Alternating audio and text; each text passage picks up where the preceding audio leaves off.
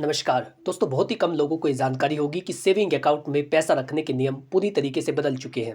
यदि आपका कोई सेविंग अकाउंट है, चाहे वो किसी भी बैंक में हो, चाहे वो सरकारी बैंक है या प्राइवेट बैंक है, तो उसमें पैसा रखने के नियमों में बड़ा बदलाव हुआ है। क्या क्या बदलाव हुआ है, इसका आप पर क्या असर पड़ेगा और किस तरीके से आप अपने पैसे को बचा सकते हैं, कौन कौन सी सावधानियाँ आपको बरतनी है, सारी जानकारी इस वीडियो में आज आपको देने वाला हूँ। यदि आप चैनल पर पहली बार आए हैं तो आज ही हमारे यूट्यूब चैनल विधि वार्ता को सब्सक्राइब कर ले, ताकि इसी प्रकार की महत्वपूर्ण वीडियो, लीगल नॉलेज, विधिक परामर्श, आपके अधिकार, कानूनी जानकारियाँ, सरकारी योजनाओं की नोटिफिकेशंस, समाज के नए मुद्दे, आप उनसे क्या सीख सकते हैं, सारी जानकारी बिल्कुल मुफ्त में आप तक पहुंच सके।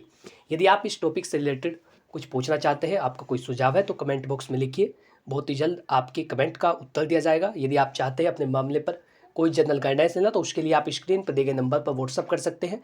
निःशुल्क आपकी मदद की जाएगी। आपको बताया जाएगा किस प्रकार की कानूनी स्थिति में आपको क्या निर्णय लेना चाहिए। चलिए तो शुरू करते हैं आज का ये महत्वपूर्ण विषय कि सेविंग अकाउंट में क्या क्या बदलाव किए गए हैं और पैसा रखने के नियमों में किस तरीके का बदलाव किया गया है।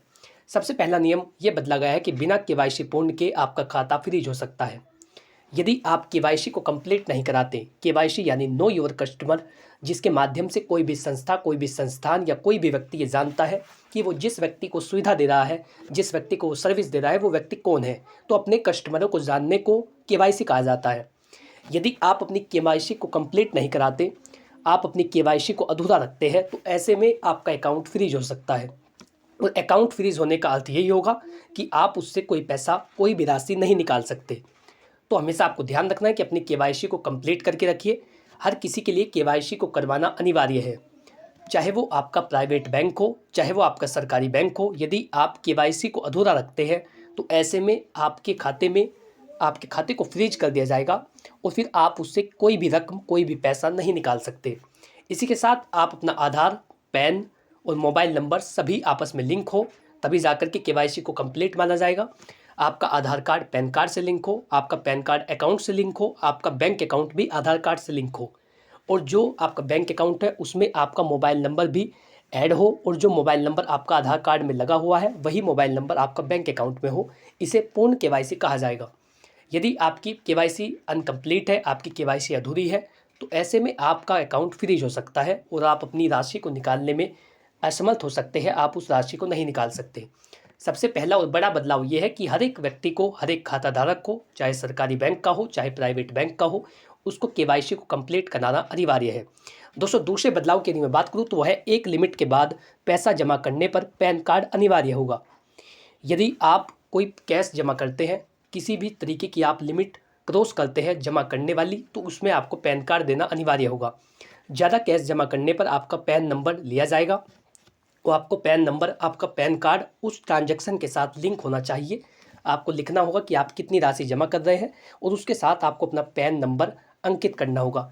मूल रूप से यदि आप 50,000 से ज़्यादा का कैश एक बार में जमा करते हैं, तो आपको अपने पैन कार्ड की डिटेल भी देनी होगी। एक साल में 10 लाख या उससे ज़्यादा जमा करने पर आपका पैन कार्ड आपके अकाउंट से लिंक होना चाहिए। इसी के साथ अगर अधिक आपने जमा किया है और पैन कार्ड नहीं दिया गया या आपने पैन कार्ड को नहीं लिंक कर रखा है, तो ऐसे में ट्रांजैक्शन नहीं हो पाएगी, वो ट्रांजैक्शन रद्द हो जाएगी।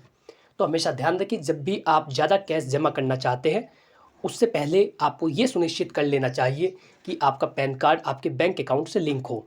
तभी जाकर के आपका जो ट्रांजैक्शन है, जो पैसे आप जमा कर रहे हैं, वो जमा हो सकेंगे। इस बात का ध्यान रखिए। अपने जानने वालों को भी ये वीडियो शेयर करिए। आगे के नियम और भी ज़्यादा महत्वपूर्ण होने वाले हैं। दोस्तों, सरकार निगरानी रखेगी कि अवैध लेन देन ना हो, अवैध लेन देन पर रोक लगाई जा सके। यदि आपका पैन कार्ड लिंक होगा, तो आपका PAN card permanent account number हर एक बैंक अकाउंट से लिंक होना चाहिए, और जब भी सरकार उस पैन नंबर को डालती है, तो आपके अकाउंट की सारी डिटेल निकल करके आ जाती है। ये पता चल जाता है कि किस व्यक्ति के अकाउंट में कितना पैसा है और उसने कितनी कितनी तारीख को उसे जमा किया है। तो सरकार इसलिए निगरानी रख रही है कि किस व्यक्ति के अकाउंट में, किसी भी व्यक्ति के अकाउंट में कोई भी अवैध लेन देन ना हो और कोई व्यक्ति फ्रॉड का शिकार ना हो। इसीलिए आपको हमेशा ध्यान रखना है कि अपने पैन कार्ड को अपने अकाउंट से लिंक कराइए, और जब भी आप बड़ी ट्रांजैक्शन करते हैं, तो अपने पैन कार्ड के नंबर को उसमें अंकित कीजिए।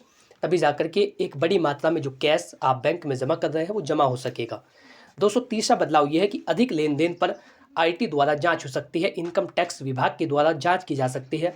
यदि आप अधिक का लेन देन करते हैं, आप अधिक जमा करते हैं। जो हर महीने बड़ी राशि जमा कर रहा है उसके अकाउंट पर नज़र रखी जा सकती है। इनकम टैक्स द्वारा नोटिस भी भेजा जा सकता है। सभी ट्रांजैक्शन सही तरीके से करें और आईटी फाइलिंग अपडेट रखे। जो इनकम टैक्स की जो फाइल है उसको अपडेट रखे और हर एक जो ट्रांजैक्शन है वो बेहतर ढंग से करे और आपको ये पता हो कि ये पैसा मेरे अकाउंट में किस जगह से आया और मैंने इसे किस व्यक्ति के पास भेजा। यदि इनकम टैक्स विभाग के द्वारा किसी भी प्रकार की जांच की जाती है और जांच के दौरान आप ये नहीं बता सकते कि वो ट्रांजैक्शन आपने किस व्यक्ति से कराई थी, ये पैसा कहाँ से आया था, तो ऐसे में आप पर कार्रवाई होगी, आपको जेल भी हो सकती है। तो हमेशा ध्यान रखिए कि जो भी ट्रांजैक्शन आपके अकाउंट में की जा रही है आपको उसका ध्यान हो।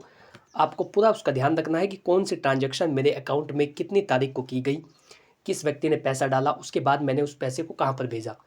अकाउंट को सक्रिय रखना बहुत ज़्यादा ज़रूरी है और उसको समझ करके रखना, अपनी समझ में रखना कि क्या क्या मेरे अकाउंट में किया जा रहा है, कौन सी गतिविधियाँ चल रही है, इन पर नज़र रखनी बहुत ज़्यादा ज़रूरी है। दोस्तों, चौथा नियम है एक से ज़्यादा अकाउंट होने पर सतर्क रहे। यदि आपका एक से अधिक बैंक खाता है तो इसके सही इस्तेमाल न करने पर आपको नुकसान हो सकता है। कोशिश कीजिए कि आपका एक ही बैंक अकाउंट हो, सेविंग अकाउंट एक ही हो, आप उसी पर ध्यान से उसे चला सकें। लेकिन यदि आपका व्यापारिक लेन देन है, व्यावसायिक आपका कोई कार्य है, तो ऐसे में आपको कई सारे अकाउंट खोलने की आवश्यकता पड़ सकती है। लेकिन जो भी अकाउंट आपने खोल रखा है उसकी हमेशा निगरानी करके रखिए और उसका सही तरीके से इस्तेमाल कीजिए।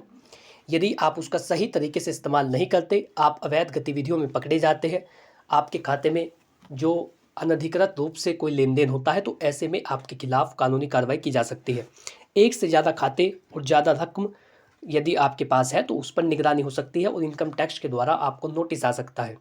तो ये महत्वपूर्ण जानकारी थी जिसकी जानकारी आपको होनी चाहिए कि आपके खिलाफ इनकम टैक्स विभाग के द्वारा या बैंक के द्वारा या पुलिस विभाग के द्वारा, साइबर विभाग के द्वारा आपके खिलाफ कोई भी कार्रवाई ना की जा सके।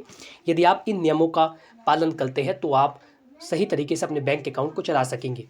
पाँचवा नियम है कि आप यूपीआई पेमेंट पर लिमिट को जानें। एक दिन में आप मैक्सिमम 1 लाख रुपए तक का लेन देन कर सकते हैं। नए खाते पर ये जो सीमा है वो कम हो सकती है। तो ये 5 बड़े बदलाव थे जिनकी जानकारी प्रत्येक खाता धारक को होनी चाहिए, चाहे उसका अकाउंट सरकारी बैंक में हो या फिर प्राइवेट बैंक में। इस वीडियो को अपने परिचित व्यक्तियों तक, अपने दोस्तों तक या जो भी आपके परिवार के सदस्य हैं उन तक इस वीडियो को जरूर पहुंचाएं ताकि वो भी अपने सेविंग अकाउंट पर नज़र रख सके और उन्हें पता हो कि उनके अकाउंट में किस प्रकार की गतिविधियां की जा रही है।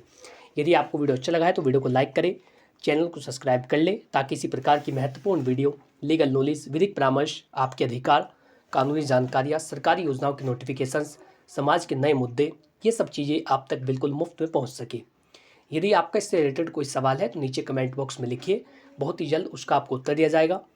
यदि आप चाहते हैं कोई जनरल गाइडेंस लेना अपने मामले पर तो उसके लिए स्क्रीन पर दिए गए नंबर पर व्हाट्सअप कर सकते हैं, बहुत ही जल्द उसका भी आपको उत्तर दिया जाएगा।